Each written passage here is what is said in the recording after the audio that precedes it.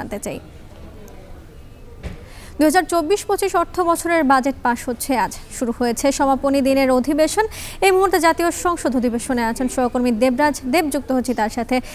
দেবরাজ, জানতে চাই আজকের অধিবেশনে প্রধানমন্ত্রী সহ সব সংসদ সদস্য যোগ দিয়েছেন। বিরোধী দলের তাদের বিভিন্ন সংশোধনী নিয়ে কি বলছেন তারা? ধন্যবাদ বর্ণা। এই সংসদের বাইরে এই মুহূর্তে আছি আমরা, ভেতরে কিন্তু অধিবেশন চলছে এবং এই যে আপনার 53তম সংসদের যে 53তম যে বাজেট, সেই বাজেটটি আজকে পাশ হওয়ার কথা রয়েছে এবং একটু বলে রাখা ভালো যে এই মাসেরই 6 জুন কিন্তু বাজেটটি প্রস্তাবিত হয়েছিল জাতীয় সংসদে এবং সেটির প্রেক্ষিতেই কিন্তু আজকে অর্থাৎ 30 জুনে এই বাজেটটি পাশ হওয়ার কথা রয়েছে। তবে যে ব্যাপারগুলো রয়েছে সংসদে কিন্তু আমরা বাজেট আলোচনাগুলো শুনেছি, সেগুলো কিন্তু বিভিন্ন রকম পর্যবেক্ষণ আছে। তবে বেশ কিছু বড় পরিবর্তন ছাড়াই কিন্তু এই বাজেটটি কিন্তু পাস হচ্ছে। 7,97,000 কোটি টাকার যে বাজেট, সেই বাজেটটি কিন্তু পাস হচ্ছে। গত বছরের তুলনায়, গত অর্থ বছরের তুলনায় প্রায় 35,000 কোটি টাকা বেশি হলেও এই বাজেটটিকে কিন্তু সরকার বলছে যে মূল্যস্ফীতি এবং যে প্রবৃদ্ধি, সেটিকে লক্ষ্য রেখেই কিন্তু এই বাজেটটি প্রস্তাব করা হয়েছে বলে কিন্তু আমরা বিভিন্ন মাধ্যমে বিভিন্ন মন্ত্রীদের কথাই কিন্তু জানতে পেরেছি। এছাড়া যদি পরিবর্তনের দু একটি কথা বলি, সেই ক্ষেত্রে যদি আমি বলি যে সংসদ সদস্যদের গাড়ি আমদানিতে শুল্কমুক্ত সুবিধা ছিল, সেটিতে 25% শুল্ক আরোপ করার কথা রয়েছিল, সেটি কিন্তু বাতিল হওয়ার একটা সম্ভাবনা রয়েছে। সম্ভবত শুল্কমুক্ত সুবিধাটাই আসলে নতুন সংসদ সদস্যরা পাবেন। এছাড়া যে আপনার আরও কয়েকটি বিষয় যদি বলি, যে অর্থনৈতিক যে অঞ্চলগুলো রয়েছে সেখানে কিন্তু এনবিআর এর তরফ থেকে 1% হারে সুদ আপনার কর আরোপের কথাও কিন্তু সেখানে বলেছিল, কিন্তু বিনিয়োগকারী বা যারা আপনার যারা ব্যবসায়ীরা রয়েছেন তাদের আসলে দাবির প্রেক্ষাপটে কিন্তু সেই শুল্কটাও কিন্তু আরোপ করা হচ্ছে না। আগের মতোই আসলে শুল্কমুক্ত সুবিধাও থাকছে। এবং আরেকটু যদি বলে রাখি যে এই যে যারা বিনিয়োগকারী তাদের যে গাড়ি আমদানির জন্যও কিন্তু এক ধরনের শুল্কমুক্ত সুবিধা ছিল। এছাড়া পরিবেশের চার্জ ছিল, সেগুলো আরোপ করার কথা ছিল, কিন্তু এই সংসদেও কিন্তু সেগুলো আসলে আরোপ করা হচ্ছে না। এবং আরেকটি বিষয় যেটা খুবই জনমনে আসলে এই আলোচনার খোরাক জমিয়েছিল, সেটি হচ্ছে যে বিয়ে করতে গিয়ে আপনার বিবাহ কার্যক্রম সম্পন্ন করতে যে বিভিন্ন কমিউনিটি সেন্টার ভাড়া করা, সেই কমিউনিটি সেন্টারে যে আপনার আয়করের রিটার্ন জমা দেওয়া বা সেই প্রদর্শনী, সেক্ষেত্রেও কিন্তু কিছুটা শিথিলতা আসছে। সেই ক্ষেত্রে দেখা যাচ্ছে যে শুধুমাত্র সিটি কর্পোরেশন এলাকায় বিয়ে করতে কিন্তু সিটি কর্পোরেশনের যে আপনার কমিউনিটি সেন্টারগুলো রয়েছে, সেই কমিউনিটি সেন্টারে এই আয়কর রিটার্ন কিন্তু জমা দিতে হবে। তবে পৌরসভা এবং ইউনিয়ন পর্যায়ে সে কিন্তু শিথিল করা হয়েছে। এই ধরনের যে ব্যাপারগুলো রয়েছে, এই সামান্য কিছু সংশোধনী। এছাড়া যদি আরেকটু বলে থাকি যে শেয়ার বাজারে ক্যাপিটাল গেইনের উপরে কিন্তু এক ধরনের কর আরোপ করার সিদ্ধান্ত নিয়েছিল এবং সেই ক্ষেত্রে কিন্তু যারা ব্যবসায়ীরা আছে, শেয়ার পুঁজিবাজারের ব্যবসায়ীরা, তারা কিন্তু বলেছিলেন যে এটা করলে আসলে পুঁজিবাজারের অবনতি আরও বাড়বে। তবে সেই ক্ষেত্রে কিন্তু আসলে এখন পর্যন্ত কিন্তু সম্ভাবনা আছে যে এই করটা আরোপ করা হচ্ছে। তো সংসদের এই সংসদের শেষ অধিবেশন থেকে কিন্তু আমার কাছে এটি সর্বশেষ। এবং একটু বলে রাখি, সংসদ অধিবেশন শেষে সন্ধ্যায় কিন্তু সকল সংসদ সদস্যরা প্রধানমন্ত্রী সহ একটি বাজেট পরবর্তী একটি নৈশভোজে যোগ দেওয়ার কথা রয়েছে তাদের।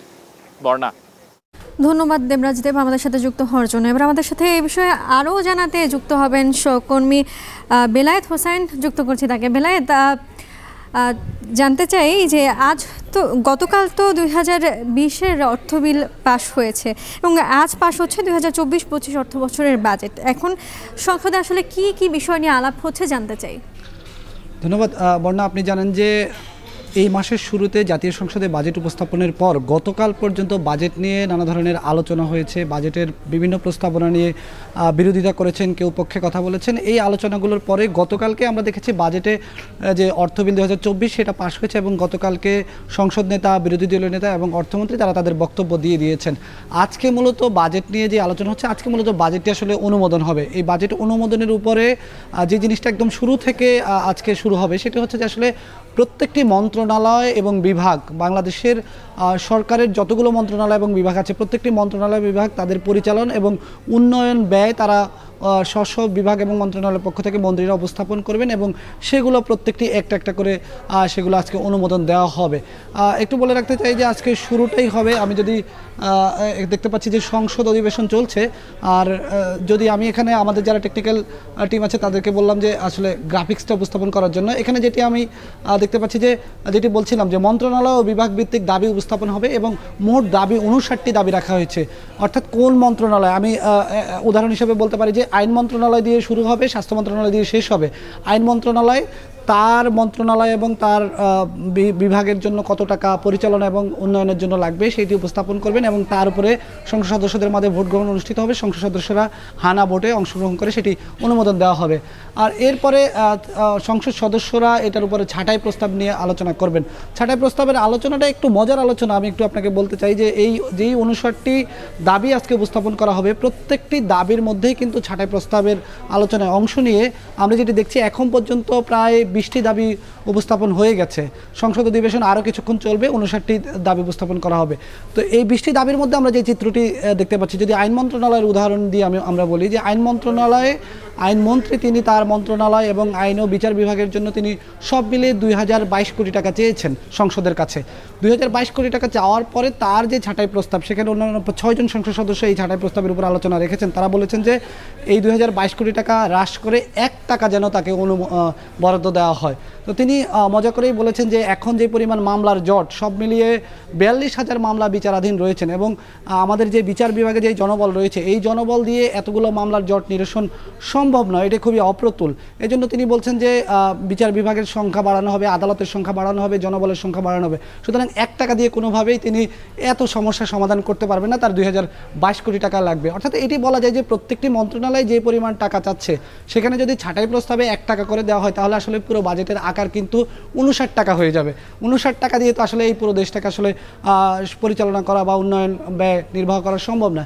সে কারণেই 7,97,000 কোটি টাকার এই বিশাল বাজেট এবং এই বিশাল বাজেটকেই এই পুরো মাস জুড়ে যে আলোচনা চলেছিল, যে নানা ধরনের আমরা দেখেছি গতকালকে অর্থ বিল পাশ হওয়ার সময় যেই প্রসঙ্গগুলো উঠে এসেছে, কিছুক্ষণ আগে আমাদের সহকর্মী দেবরাজ সংসদ সচিবালয় থেকে বলেছেন যে এমপিদের যে গাড়ি আমদানির শুল্কমুক্ত গাড়ি আমদানির সুবিধা, সেটা নিয়ে আলোচনা হয়েছিল।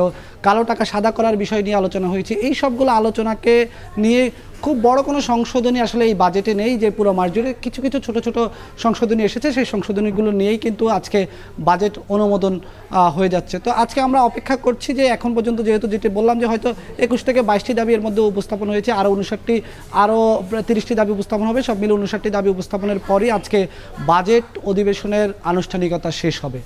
ধন্যবাদ বেলায়েত আমাদের সাথে যুক্ত হওয়ার জন্য। ধন্যবাদ। সহকর্মী বেলায়েত হোসেন যুক্ত ছিলেন আমাদের সাথে, তিনি জানাচ্ছিলেন যে আজকের বাজেট অধিবেশনে কি কি বিষয় নিয়ে আলোচনা হচ্ছে।